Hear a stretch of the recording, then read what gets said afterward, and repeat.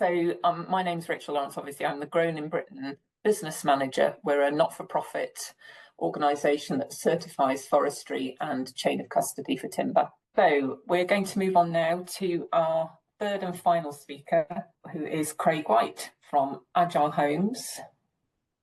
Founder and CEO of Agile Homes. They deliver low-carbon, affordable homes to those in housing need. Craig has previously run an architectural practice called White Design and was also the inventor, I call you that, an inventor of mod cell straw technology, prefabricated renewable building systems. If I've got that wrong, Craig, you can set me right when you start your presentation. So Craig has been working with Guy and myself on some research and development into the low carbon housing market. And I'll hand over now, Craig, for your presentation. Okay, so hello everyone. My name's Craig White, CEO of Agile Homes. Thank you, Christiana, for showing what communities of practice can do, and in particular the really exciting thing around the pattern books for housing associations in Wales is really worth, the link is in the chat.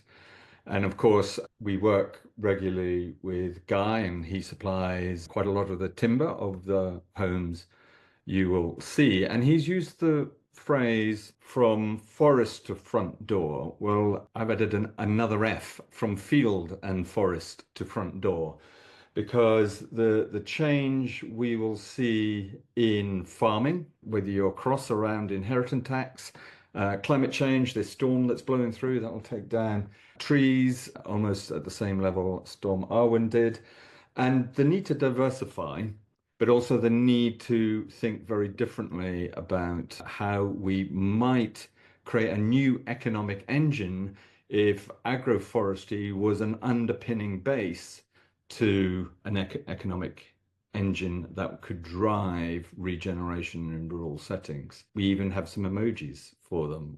Photosynthesis powers growth in trees and wheat, straw, which we can then prefabricate and build homes and protect the planet. We won the Esme Fairbairn Prize, so I have to thank them for facilitating the means by which this conference is at no cost to you. So what did we talk about, and what was the vision and purpose for field and forest to front door? And I'll shorten that to F4D because it gets a bit of a mouthful. So we're going to fix the climate emergency using a new agroforestry economic engine for super localized manufacture of carbon storing homes. So one of the things lots of people are talking about is supply chain, and a low carbon supply chain is a short supply chain, full stop. The shorter you can make the supply chain, the lower carbon it becomes, and the more local it can do, and therefore the more economic wealth it might create in a more localized models. So in our ambition is to turn the built environment into the sixth planet's sink. There are 5 natural ones. Atmosphere, that seems to be a bad place to store carbon in the form of carbon dioxide. Oceans, too much carbon in oceans turn them acidic. But we do have geological carbon storage, limestone turned into cement. But if we create Portland cement, then we re-emit vast amounts of CO2 through volume of its use, 9% of CO2 emissions globally through the use of concrete. So lots of people are talking about this, and there's some amazing practitioners already on this call are saying, yeah, we should build with natural materials because they store carbon. But that's probably not good enough, and it is certainly not the tip mechanism. So we need to do something quite different, and that's what I'm going to talk about if we are to radically change what we're doing. So an affordable home is simply an oxymoron. There is no means by which you can ask the commercial house building industry to deliver more affordable homes. Their entire economic engine for commercial house buildings is buy land, build the hardware, the homes, and exit.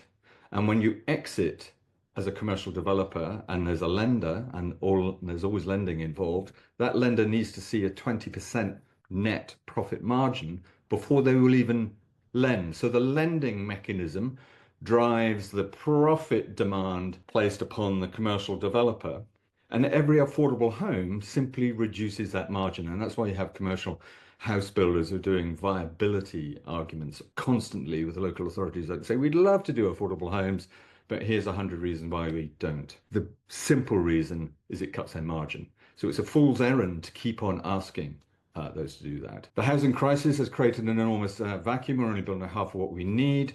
40% of all CO2 emissions are linked to anthropogenic emissions from our built environment, the heating, lighting, cooling, making, and embodied carbon associated with those. And our rural economies are at risk of faltering. So there are three challenges that need to be overcome if you are to deliver affordable homes, and that's land, labor, and materials. So Mark Twain said, buy land, they're not making it anymore. Well, at Agile, we'll say, no, it's okay. There's lots of land. Don't buy it, unlock it. The average age of construction workers in the UK now is 54, predominantly male, and 300,000 of those will retire in the next 5 years. So we have a systemic failure of recruiting younger people into construction, as at the other end of that conveyor belt, people seek to retire, and it's entirely fair that they do that.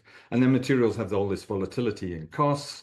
We've seen pandemic, we've seen war in Europe, interest rates, and perhaps now Mr. Trump is going to introduce some volatility. And for most people, the housing ladder does not exist. The rungs have been hammered away to nothing over the last 35 years. And we have solutions for land, labor, materials, and we brought a ladder as well. So we design and make low carbon affordable homes using modern methods of construction built entirely out of renewable materials that store carbon. Entirely, I have to confess, we do use screws, they're made of metal, and we do have to use vapor check layers and other types of materials. And some of those materials are actually glued together, even if they are bio-based, some of them are glued together, but we'll talk about that in a minute. So our view is that nature does carbon capture, that's not us. I'm not trying to get woodland carbon codes, but I am going to show you how we can monetize the storage of carbon through its utilization in the built environment. And for those of you who are on the call from Scotland, you will have noted that London has allocated 22 billion to the oil and gas industry, centered mainly around Aberdeen, to do carbon capture and storage and some utilization. That model, apologies to the oil and gas industry here, but it's an air source capture. It's very expensive. And the idea is that we're going to kind of turn it into either usable stuff, or predominantly it's used to turn into geological muds, which goes into what's called injection into North Sea reserves. And that is, injection is outside of the oil and gas industry, is known more commonly as a method of fracking. It is one method. There are other water-based ones that do that. We need to create people who want to get into construction, and we're working with the Ministry of Justice in a particular strand of our work, which is working inside prisons, providing skills training and education to prisoners who are now making some of our build systems. And we also have 6 prisoners released on temporary license that work at our centre in Culham, also building. We cannot restructure the whole of the missing skills gap in construction with prisoners or ex-offenders, but we can take this model and work with young people not in employment, education and training, those people who might, as the last government said, maybe you need to think differently as you lose your job to think about and imagine a better job. So perhaps their aspiration of getting ballerinas to become foresters could actually become true, but there has to be skills and training. And we do something which means we don't go bust. We don't invest in factories. The road to insolvency is paved with investment into factories. We use something called distributed manufacture, or flying factories colloquially, that create social impact by the very fact that they are flying. So building inside of a prison workshop is a flying factory model, and we can build regionally without investing in factories. And then, as has already been mentioned, we're working with Rachel Grown in Brenton. Thank you, Rachel, for chairing this, funded by the Forestry Commission. And I know the Forestry Commission was split apart by the last government, but and the funding streams are now different. But whether it's called Forestry Scotland, I can't quite remember. But this is English Forestry Commission funding R&D using what's called the Woods into Management Forestry Innovation Fund And please note that there is a Scottish company working on English-funded R&D. So we think we've built a new model, a development model for a rural economic engine, and we believe that is agroforestry. Partners are listed in there, Grown in Britain, Highland Heritage Woodworks, and Carbon Plantations, a very interesting organization that was responsible for 14% of all tree planting last year. And as you said, we even have emojis for this. So I'm pointing this out before, but that's the map of housing supply over the last 17 years. We can build houses to the volume we need, but it was people in 1965 that peaked at 405,000 homes a year. So our demand is just for 340,000 homes a year. So why did our grandparents manage to do that and we simply can't? Well, we might point a little finger at Margaret Thatcher, who then said, though, that peak, the very tall part in 65, was council houses.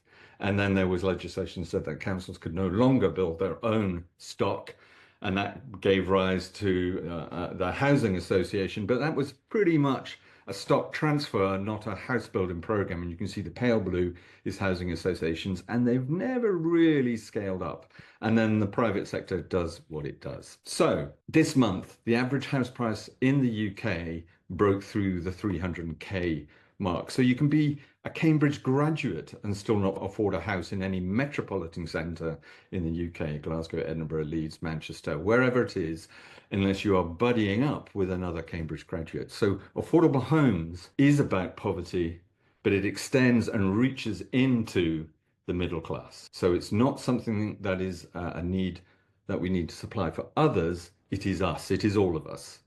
And it is shameful that we have the rise of homelessness going. So how many people employed in forestry? About 45,000, 500,000 in agriculture. So there's a big pool that we could start to work with to think differently about how we might build affordable homes. So we work on a simple equation that agroforestry, agriculture plus forestry, using what we think is our method, multiplied by F4D, which will come clear in a minute, is probably up to 1.2 million jobs. All sectors of the UK economy are obligated under law and want to or need to decarbonise. So if you employ more than 250 people in the UK, your CFO has to publish financial and carbon accounts, and then you have to do your scope 1, 2, 3 emissions reduction, as Guy was pointing out earlier. So there's this huge demand. Modern methods of construction, well, all public sector procurement, certainly in England and Wales, demands that 1/3 of all public sector spending on housing, it's still not a lot, but it's enough, should be using modern methods of construction. And offsetting our carbon emissions no longer cuts ice. This time last year, there were two big global reports on the offsetting market that said 94% of all offsets that are traded globally would not withstand an audit. And a new category of offsets were described, and they are called junk offsets. So we need to do something around the thing that Christiana was talking about, ecosystem services. We need to rethink the model. We need to center people and their housing needs into the middle of that model and then work out from there, not start with a commercial model and just expect everybody else to sort out the affordability problem. So those big corporates want to do something called insetting, and I'll come back to that.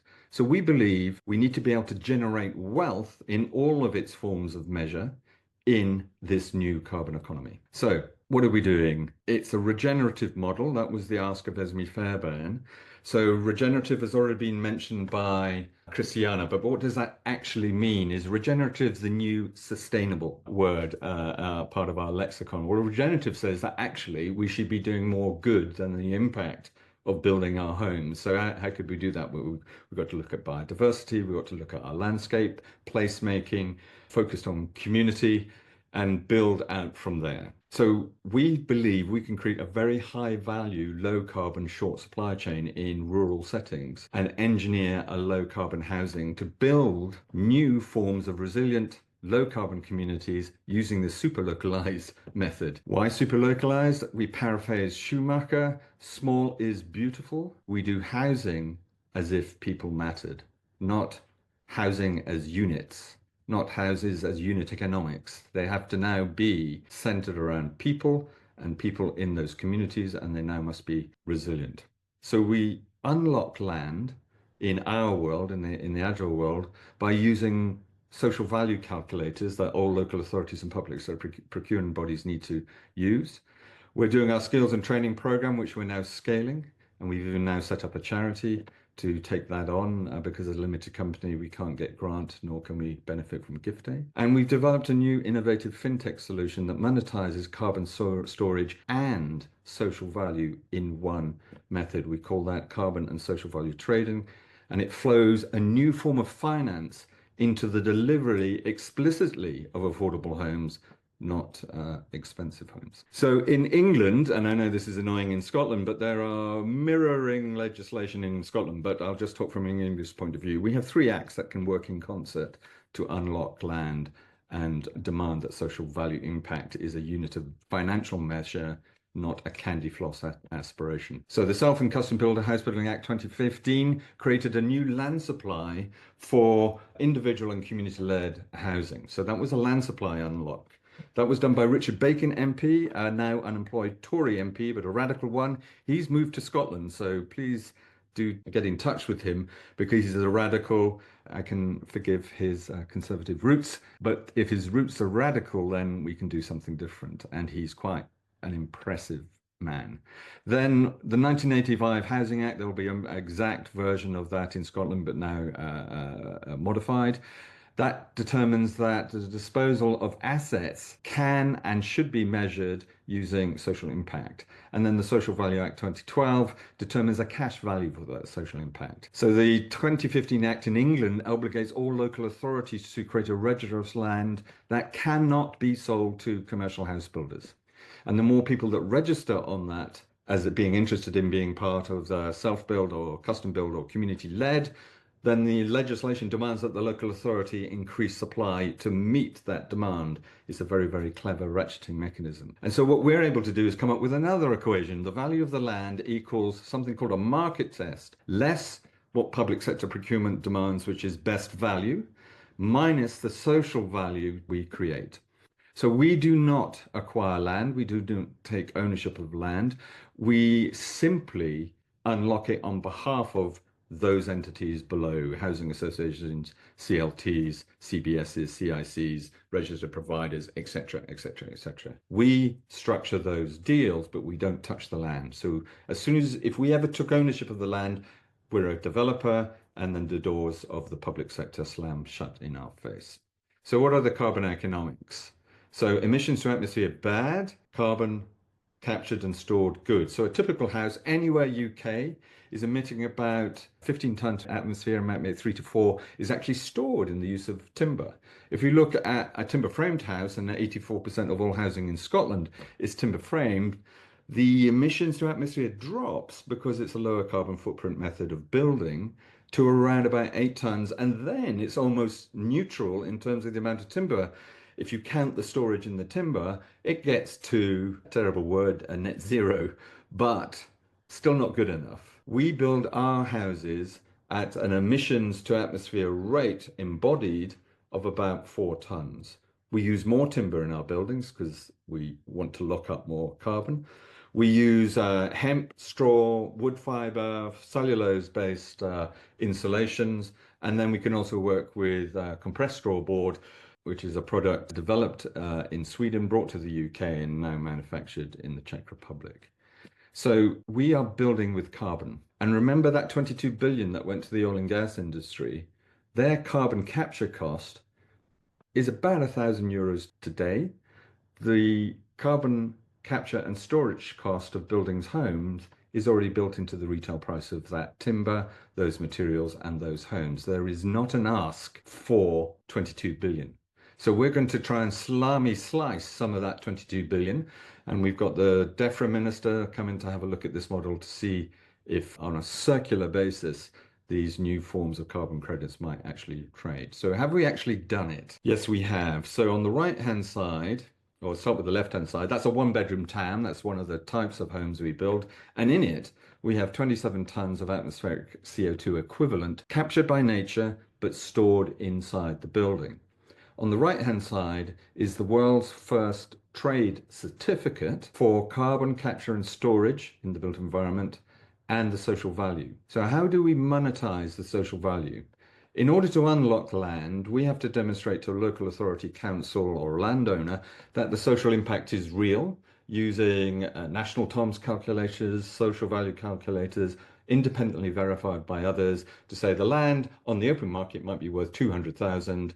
Social value impact is enough to take that down to a £1 transactional transfer. Can't do that every time, but we do stack up all that money. And our question was, if that money were real, that might actually pay for a home. So how do we find the money to do that? Well, we go back to that CFO in the corporate who's obligated to reduce the carbon emissions by law, and then says, do you want some carbon storage? It's local, it's British, doing affordable homes. We can audit it, we can track it, you can come and touch it if you want. And we've also got this social value. At that point, I'm not speaking to the CFO, I'm speaking to the ESG team and the CSR team. And what we were able to do with a trade with a legal firm who very helpfully then decided that they loved this so much, they would write all the contracts for the trade pro bono, is that for every 1 ton of carbon purchased through that trade, the gearing for the social value was £18 to 1. So the social value impact is the most valuable thing we can actually trade.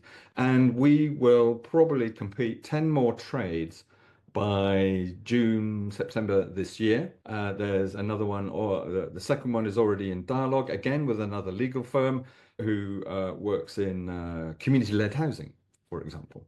I can't say who they are. But what is the outcome of that trade? Well, £45,000 is twice what the local council in Bristol would get for affordable housing grant, and it was for a Ukrainian woman refugee with 2 young children living in bed and breakfast who will now be moving into a 2-bedroom home. So the social value is real. It does stack. You can trade it. For many that might be offensive, but if it's delivering keys into front doors of more affordable homes, then I'm prepared to go with the offence. Okay, some research, we're very quickly talk about this. This is some of the raw research work we're doing.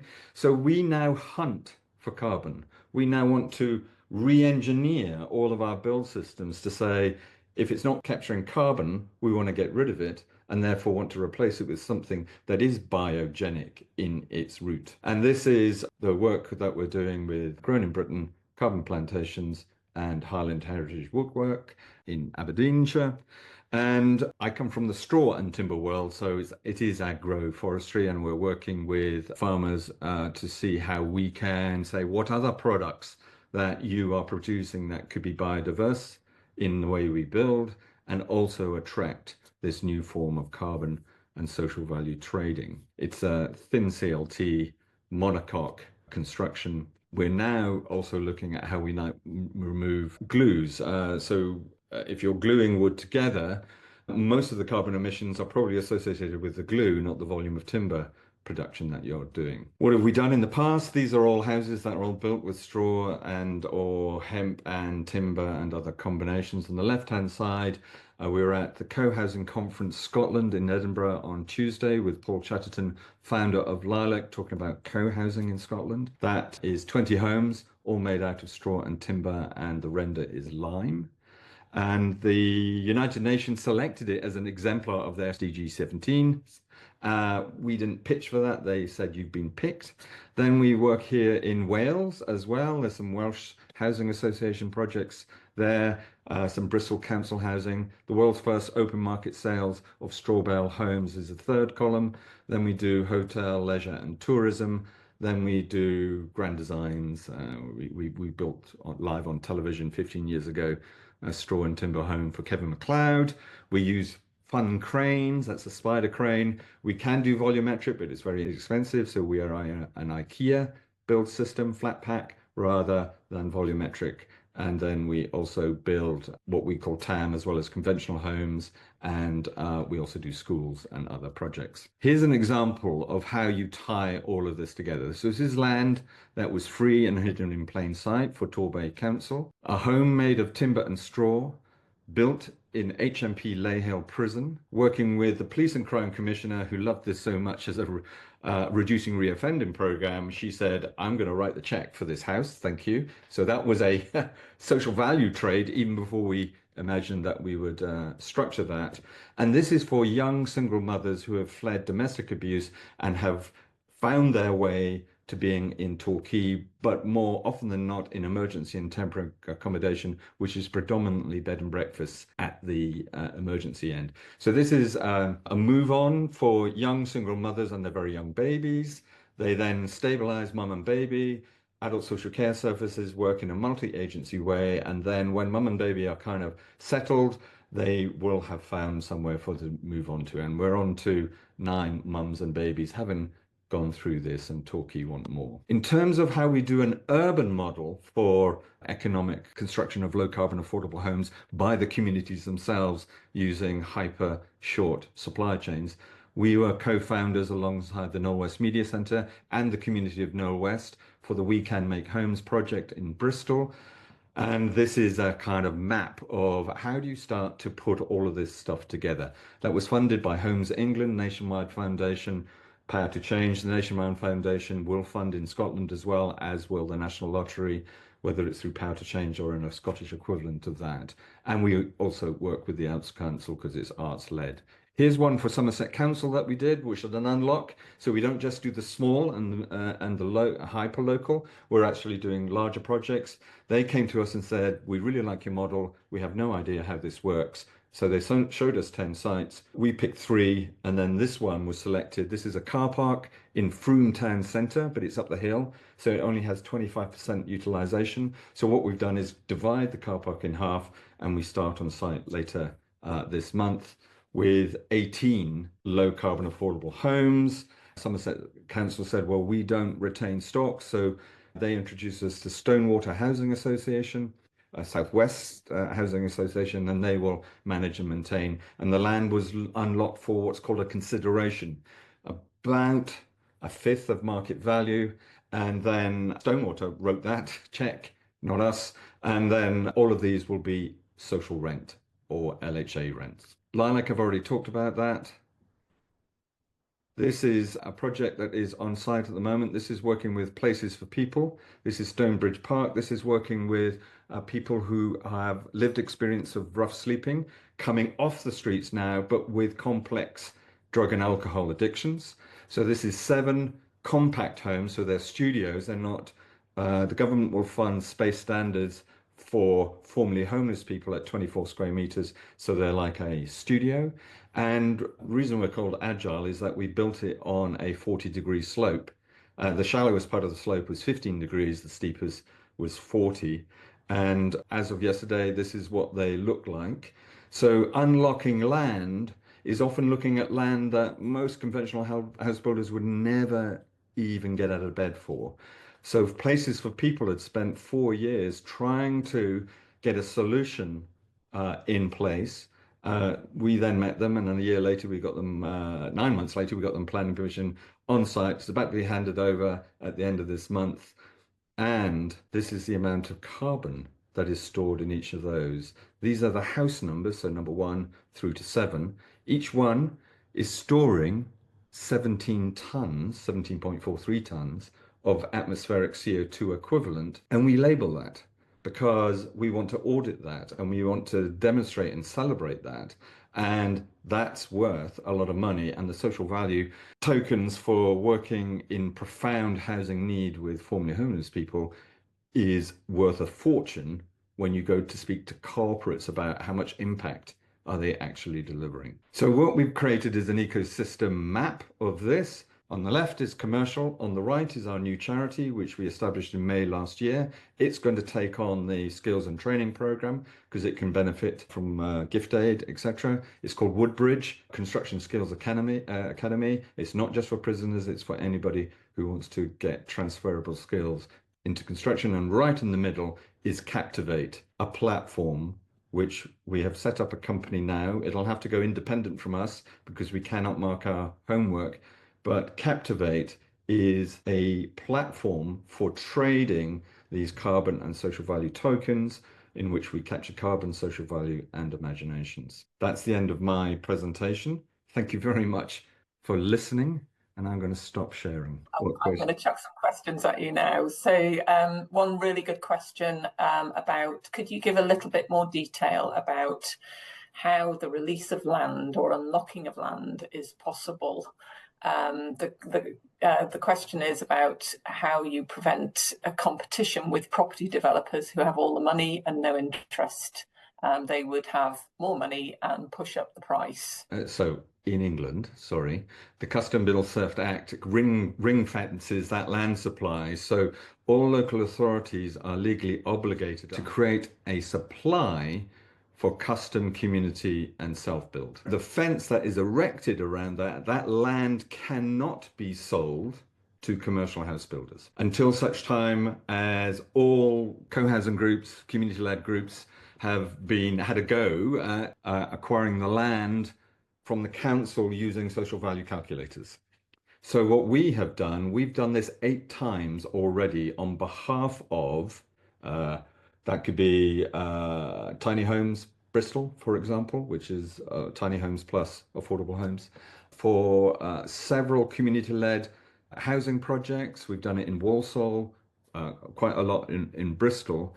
And then we're working with Network Rail, some of the water companies who desperately need a good news story as they pump shit into the rivers, mainly in England.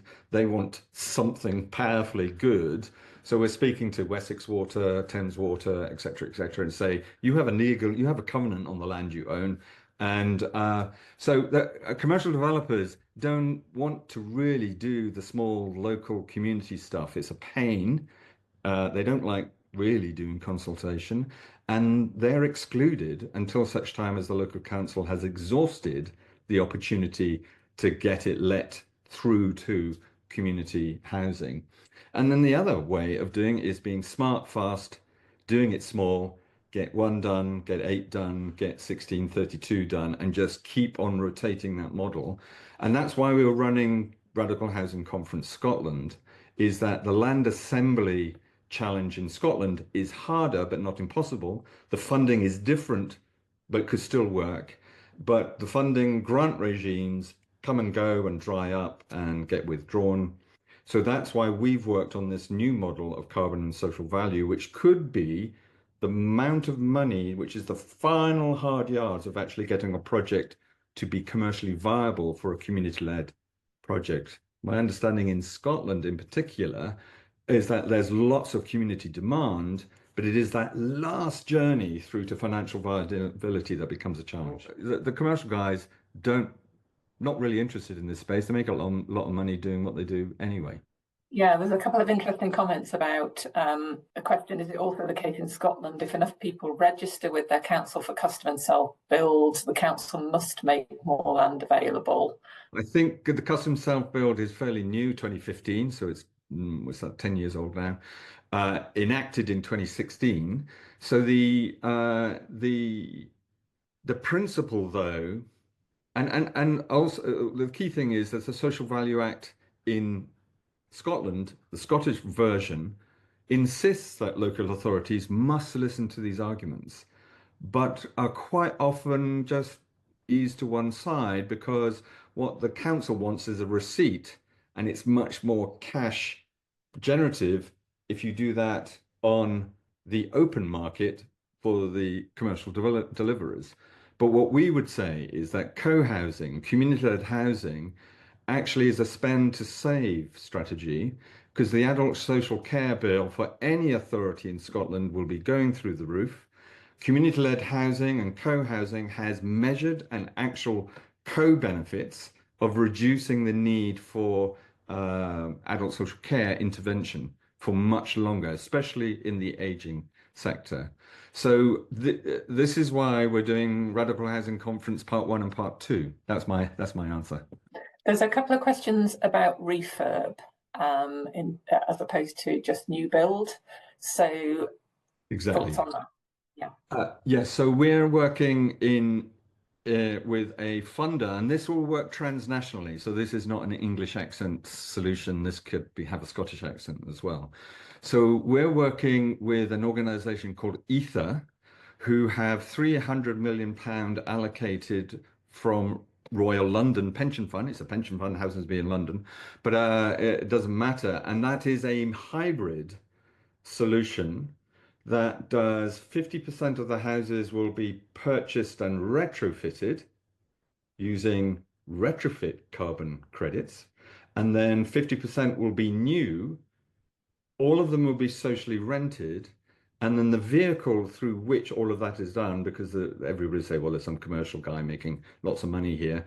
The vehicle that does the management and maintenance of those houses once retrofitted and newly built will be a community benefit society. And that's why the pensions have liked it, because it puts the community and the benefit that arises from that into the community. It is structured for temporary accommodation, so it meets that very huge burning platform of demand that is probably going to make some local authorities bankrupt. So it is temporary accommodation but it starts to demonstrate that you could put the community at the center and have a financial model to deliver that. And there are people already trading carbon credits on retrofit. That's already done. And in a way, that's the kind of knowledge sharing that needs to be done. So how did they do that in Sheffield, and why are they not doing that in Glasgow? Is that carbon stored units? Is that based on timber or bio-based materials, or? No, this is where I squint. It's based on the carbon savings of the retrofit compared to them being unretrofitted, which is interesting. Whereas, as in knocked down and built new? no, as in old tired stock that is Okay. insulated, now being retrofitted to lower the carbon emissions, and they're trading the savings. So it's not a storage thing. They're trading the savings as a carbon credit. That has now been done. Diving from the kind of the big picture there into sticks of timber, there's some questions on C24 versus C16. A question about does the software that's being used generally to design buildings specify C24 as opposed to C16? Is there a software barrier to switching to using more C16 that you're aware of? Whether that's a sort of an engineering software package that says if it's graded at C24, it'll perform better than C16. I mean, these are, in effect, if you are building a house out of sticks, then each stick becomes really, really important. But if you're doing prefabrication, you're not engineering the sticks, you're engineering a box. So at that point, you're not dependent on the grading of the timber. You're now more dependent on the quality of the engineering of the box. And that's why we are, is the next version of what we're doing. That's why we're moving towards monocoque engineering using thin CLT, because then we can take some of that very broad, wide log timber that is generally undervalued by sawmillers in Scotland, working with Guy, and bring that into a 3-ply. At that point, the individual contribution in structural engineering terms does not need to be degraded to C16, C24, or otherwise.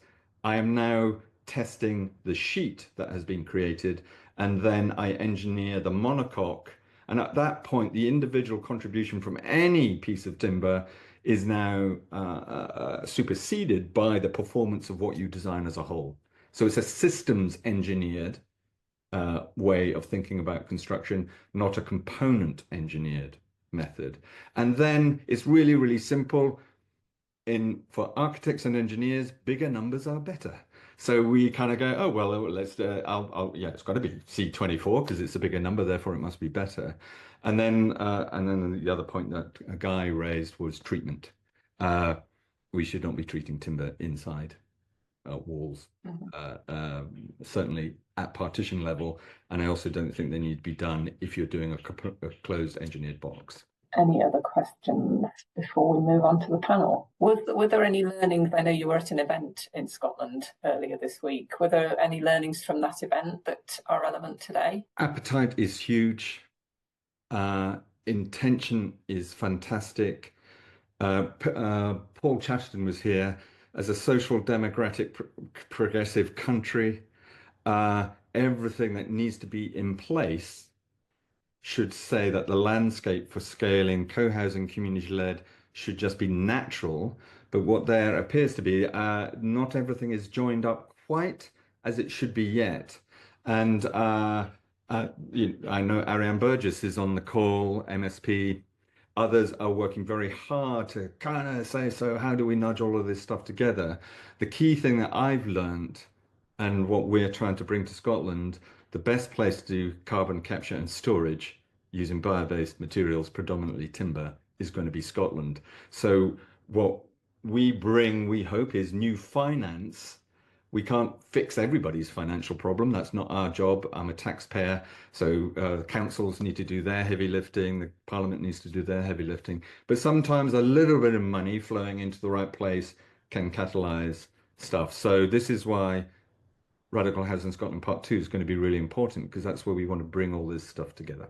I think that different model of that injection of finance that this facilitates is really interesting. So as you say, affordable housing is a bit of a misnomer for people that have to make their profit margins. They have to deliver to a certain margin.